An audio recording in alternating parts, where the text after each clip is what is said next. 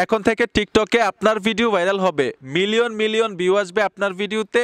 অসাধারণ কিছু সেটিংস আপনাদেরকে দেখাবো, যেই সেটিংসগুলো টিকটকে 90% লোকেরা করতে জানেন না।